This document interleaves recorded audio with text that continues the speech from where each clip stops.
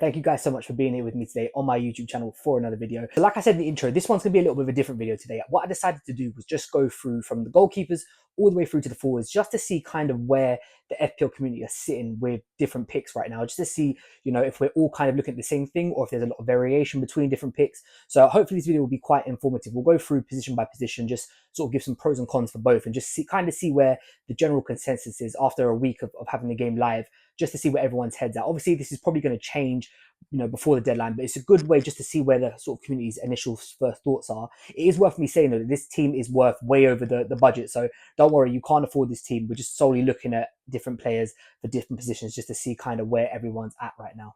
Right, so let's start off with the two goalkeepers first, and we'll start off with David Raya, who is the more expensive one. So on this one, we've kind of got a real premium, and then the sort of 4.5 in Kelleher, which is more of the budget option. So we'll start with David Raya first. He's currently owned by 18.6% of the game. Now, this one, I understand. David Raya's had back-to-back Golden Gloves for the last 2 years. Arsenal are the best defence in the Premier League, so you know you're going to get clean sheet points with him.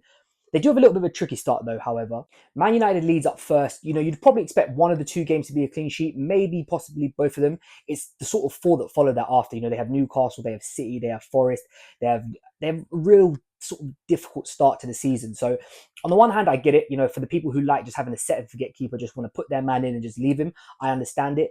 There is a little bit of a rough patch for the first sort of 4 out of the 6 game weeks, but we've proven over the last few years that they are the best defense in the league and they can keep clean sheets against anyone. So I wouldn't be too worried about it. If you're somebody who just wants peace of mind, much like myself, I just like to put one goalkeeper in there and just set and forget them. I completely understand it. Over the course of the year, David Raya will accumulate clean sheets and most probably will be likely, pushing towards one of those top 3 keepers come the end of the season as well. So I'm not too mad at that one.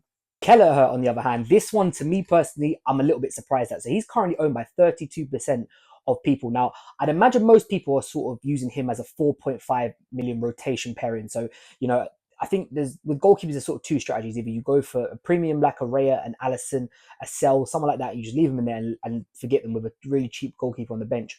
Or some people like to go the opposite way and go for a rotating pair. So 2 4.5 millions, and then you sort of chop and change between, depending on the fixture. Now, Brentford, for me, this one is going to be a little bit of a tricky one this year because I think that they are going to struggle. Obviously, they've lost Thomas Frank, their manager, who I think was a real big part of why they were so successful over the last few years. They've lost Brian Mbeumo. They've lost Christian Norgard, their captain. There is talks about Johan Visser leaving as well. So that's a real big chunk, especially big key players of that squad leaving. And I do worry about them defensively. They're not renowned for keeping clean sheets anyway. Usually, they'll pick up a few here and there. But I think by losing that sort of real core of your team, I'm a little bit iffy about Kelleher, which is why I was surprised when obviously researching for this video, the fact that he had such a high percentage ownership. Like I said, he's probably in there for rotating pairs. Brentford haven't really got the best start. They've got a fixture against Sunderland on game week 3. So maybe if you've got a 4.5 million keeper who's got a good first 2 fixtures, maybe you can get away with it. But for me personally, I was a little bit surprised with how high his ownership was. But like I said, some people's models are to rotate keepers. For me personally, it's just not something I like doing because usually you sort of go for the better fixture, and what tends to happen is sometimes you'll get a keeper on the bench who's playing against one of the big 6, and they'll shock them. They'll get a win, they'll get a 0-0 draw, something like that, and usually those keepers end up getting save points, bonus points, and then you end up having a double-digit haul. Goalkeeper sitting on your bench while your main keeper, when you had the better fixture, is sometimes loses his clean sheet, gets no save points, and you end up with like a 2 or 1 pointer. So for me, it's not really my sort of thing, but I get it. Some people do like rotating options, which is probably why he's up there. So those are the 2 keepers. You've got David Raya as the premium and Kelleher, who's a little bit more on the cheaper side. Right, so let's jump into the defenders now. Now, we'll start off with Gabriel first. We spoke about, David Raya. I have to say, I spoke about in my last video that I made when I showed you my initial draft. I was very surprised at the price Gabriel was coming in at. So he's coming in at 6 million, which I think is an absolute steal. Like we spoke about it with David Raya.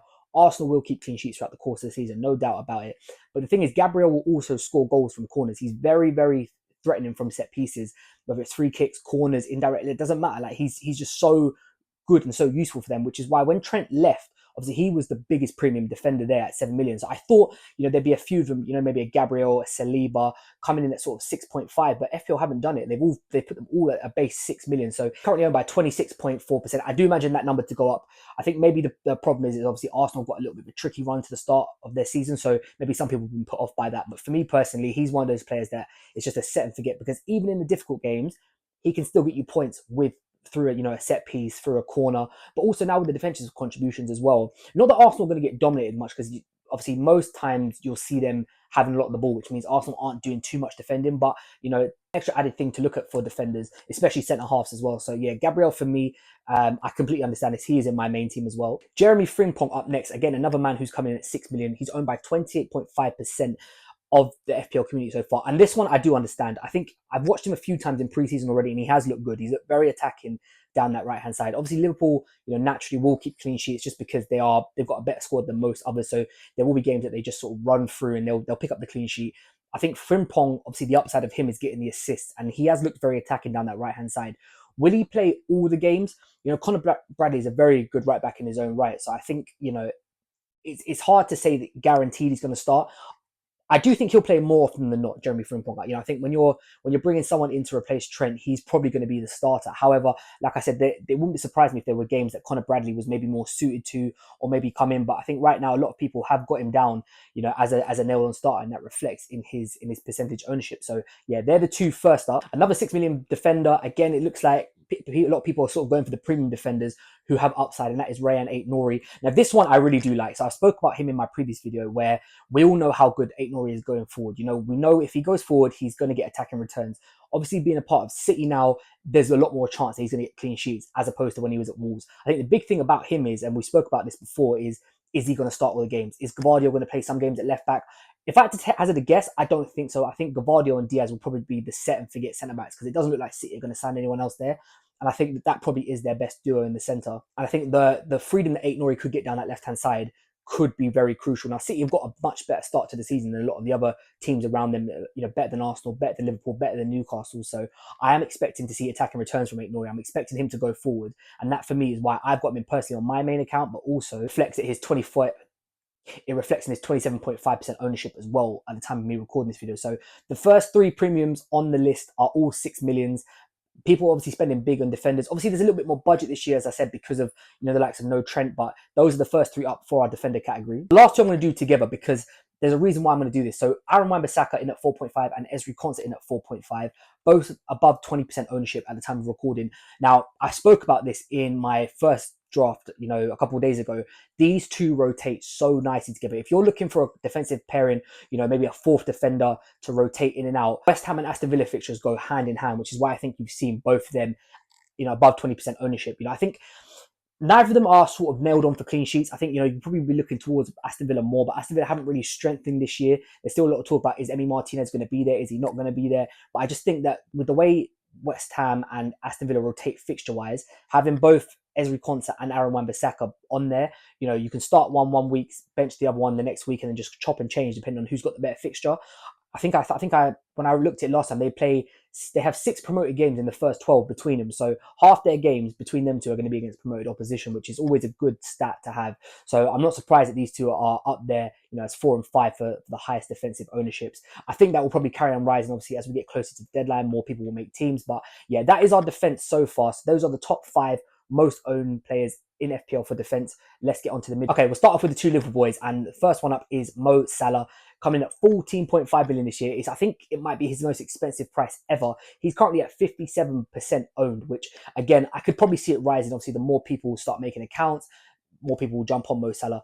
The only thing about Salah is, and this is not so much about Salah, but more about Liverpool. We're going to cover this with Florian Wirtz in a second, because he is also in this top 5. They haven't got an amazing start to the season. So the first 3, they've got Bournemouth up first, followed by Newcastle and Arsenal. So they're not exactly amazing fixtures. Now, I think if you're somebody who's going to be playing a bench boost game week 1, and I'm going to make a separate video for this in a couple of days time about a bench boost draft. I think you just have to back yourself without Mo Salah, because their first 3 games are a little bit iffy. And I think if you're trying to spread the money around your squad, this is not just for bench boost, this is just for your overall general squad in particular. I think if there's any chance to get away from Salah, it's probably this initial start. Obviously, Liverpool, they lost yesterday in a preseason friendly. They didn't look too good, and Salah didn't look that good either. I know it's just a preseason friendly, and obviously it's just about building up stamina, building up, match fitness, but I do think that they've got a little bit of a tricky start, which I think if there's any chance that you could maybe go without Salah, it's probably at the initial start of the season. We don't really know what teams are ready to go straight off the bat. We don't know how fit everyone is as well. So very highly owned, of course, at 57%. The second highest owned in FPL currently. We're going to get onto who the top is later on. But yeah, I think Mo Salah coming in at that price. Like I said, Liverpool got a little bit difficult start to the season, but it is Mo Salah at the end of the day, and he does score goals. So we'll come on to his We'll come on to his Liverpool teammate in Florian Wirtz, currently 8.5 million, which again I think is another player who's been seriously underpriced. He's currently owned by 36.5%, so obviously that number will start to continue to rise. When people start making choices about their final team selection, maybe they go without Salah to go for Florian Wirtz just to cover the Liverpool attack, but at a lot cheaper price. So yeah, it's the same as Salah. A little bit of a tricky start to the season, but I think for his price, he's somebody that you can afford to put in the team and just leave him there. Even if he's not, even if Liverpool don't get off to an amazing start, maybe they a draw here or there. I don't think it's the end of the world, and I think at that price you can afford to have him there. Whereas if you've got Salah and Liverpool get off to a bad start, that's a lot of money sort of tied up in one. But I'm not surprised that both the Liverpool assets are in there. Obviously, Mo Salah just has complete pedigree over the last how many seasons he's done it in FPL, and Florian Wirtz coming in at 8.5 million is a steal. Okay, next up we go on to another very expensive midfielder, and that is Cole Palmer, who's currently coming in at 50.7% owned. So over half the teams who have got him have him in their squad, myself included. Now, Chelsea have got a very good start to the season fixture-wise. Up until game week 6, 7, they've got a really nice run. So it doesn't surprise me that he's disowned. If anything, I expect him to go up from here on out. I think the hard thing about balancing this year is obviously the likes of Salah, you have Saka, you have Palmer, but then you go to the forward line, you've got Haaland, Gyökeres is coming for Arsenal, Ekitike is going to be there for Liverpool. What's happening with Alexander Isak? So I think there's a lot of questions around these big premiums, and obviously you can only own a few of them. Now, I do think Cole Palmer is somebody that, if you are sort of debating which type of premiums to own, especially from the midfielder category, I do think you want to own him. He's going to be on penalties for Chelsea. He will once again be Chelsea's main man. There's no doubt about it. And I think Chelsea are looking quite good from what I've seen from them in pre-season as well, and he's looking quite good as well. So yeah, I'm not surprised he's at 50% owned already. Like I said, they have a really good start to the season as well. So yeah, he is third up on this list, but also the third overall owned highest asset in the game so far. Now, the last two are a little bit more of a cheaper midfielder option. So if you're looking to spread budget and you're looking to sort of save money here and there, we've got Morgan Rogers from Aston Villa and we've got Mohamed Kudus from Tottenham. Now, I am surprised about the Kudus one. We'll get onto him in a second. We'll start with Morgan Rogers. He's coming in at 7 million this year, just above the 20% owned. And I'm a little bit surprised by this. I personally thought Rogers would come in around the 6.5 mark. I think once you start hitting the 7 and above, for his output, I don't know whether or not it's worth it, especially with the start. They have Newcastle up first, which, obviously isn't a great fixture. It's followed by Brentford and Crystal Palace, which are in their own rights good fixtures. I just wonder if, depending on other premiums that everyone owns, if you're going to have the money to get Morgan Rogers in your team. Now, Aston Villa haven't really strengthened in pre-season so far either, which is another worry for me as a Morgan Rogers owner, because I'm not sure how well they're going to do this year. Obviously, they had the unfortunate scenario of missing out on Champions League football, which obviously dented their financial structure. So yeah, he is currently owned over by 20%, and he's the fifth most owned midfielder right now. Will he stay that way? Potentially. If people are looking to bench boost, they can spread their money around. They may not be able to afford a Salah, someone like that. So maybe Morgan Rogers is just a player you want to get in there. Newcastle haven't looked that great so far in pre-season. Obviously, there's a lot going on with Alexander Isak, who we'll cover in a bit. So maybe you're looking to gamble on him, but I'm not sure about Morgan Rogers for me personally. Last man up is Mohamed Kudus, 6.5 million, 27% owned. I get it. Obviously, price-wise, he's very good. We all know what Mohamed Kudus can do. I think he's one of those players that he looks so good when you watch him play, but doesn't always reflect that in FPL points. However, obviously, Thomas Frank at Spurs, a manager who, me personally, even as an Arsenal fan, I do rate very highly. I do think that Kudus will get the start. Is there a way that maybe he could? They're up against Burnley game week 1, which obviously, like I said, for Rodgers, for the bench boosters, that could be a viable option. It's followed by City and Bournemouth, which aren't exactly easy. And I don't know how much points I would expect Spurs to get from those games. Not to say that they couldn't, but I think maybe if you're looking for a bench boost game week 1 followed by a quick turnaround in the wild card, I think Mohamed Kudus could be quite a good asset at 6.5 million. Right, now onto the forwards, and João Pedro is currently the highest owned asset in FPL. He's coming in at 59.7%. Nearly 60% of teams so far have got him. That might even gone up by the time this video gets uploaded. Just to timestamp, I'm recording this on a Sunday afternoon. So João Pedro, 7.5 million, I think, is an absolute steal. I do think he will be Chelsea's main man.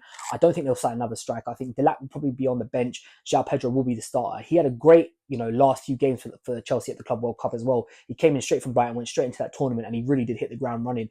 Like I said with Cole Palmer, Chelsea do have a good start to the season. Obviously, they've got Crystal Palace in there, they have West Ham, they have Fulham. They've got a good, nice sort of 5-6 fixtures to start the season off. So if you're looking for someone just to set and forget, maybe a little bit of a cheaper striker, I do definitely see João Pedro as being a good option. And it's probably why he's currently owned as number 1 ranked, for percentage selected so far in FPL at 59.7%.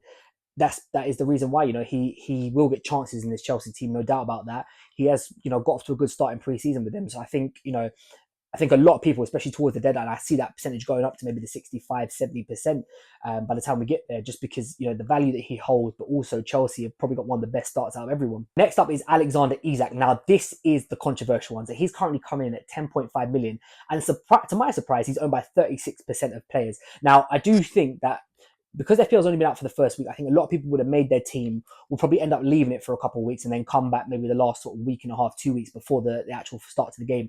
It's something that I've been doing as well. I'm just kind of making content for you guys. But in terms of my actual FPL team, it's still exactly the same as my first draft I did a couple of days ago. I haven't really touched it since then because obviously, you know, we're waiting for other transfers to come in. And speaking of transfers, there's a big story around him at the moment. Is he going to be at Newcastle? Is he not? We're hearing that he doesn't really want to sign for Newcastle, which means how motivated is he going to be there, you know, to play out front for them if he doesn't want to be at that club anymore. They haven't exactly got an easy start to the season either. They've got Aston Villa up first, followed by Liverpool. Then they have a nice fixture against Leeds, but I don't know if Isak going to be in the right headspace. He hasn't played any preseason for them at the moment. He hasn't travelled with them because of all this speculation going on around him. If he then joins Liverpool, I think you'll see that percentage rocket very, very high, but I'm not sure what's going to happen with him at the moment. I was a little bit surprised that he was 36% owned. But like I said, I think there's a lot of people who've kind of just made their team, put him in there, and I think we'll see that percentage fluctuate depending on whether he stays at Newcastle or whether he gets his move away to someone else by the time we get to the start of the season. And last up is a man who is a personal favourite of mine, but I was so gutted when he got moved to a forward, and that is Jarrod Bowen coming in at 8 million. He did score today against Man United in the pre-season game. He's just over 20% owned. Obviously, again, he sort of falls in the same category as Kudus for me. If you're bench boosting game week 1, his first fixture is up against Sunderland, which I love, and I think Jarrod Bowen will get off to a good start. You know, he's always just so consistent for West Ham. If West Ham ever score, he's usually the one scoring it or providing the assist for it. So yeah, I do expect his price to creep up a little bit. Obviously, depending on what people do, how they spread their money, he's coming in at sort of like that mid price point for forwards. He's not exactly on the cheap side, but he's not on the expensive side either. He's somewhere in between. And I think, you know, those type of players like a João Pedro, like a Jarrod Bowen, Kudus in the midfield section, Morgan Rogers in the midfield section, those players can always come in handy when it comes to trying to spread the budget, especially if you're going for a bench boost game week 1. And I will do a draft for that. Probably sort of Tuesday, Wednesday of this coming week, of just showing you what my optimal bench boost draft would be for game week 1. Obviously, as we've got the double chips now, so yeah, I think that's something that a lot of people will be looking at. But Jarrod Bowen, at least the start of the season, great fixture against Sunderland, and of course, he's just so consistent for West Ham.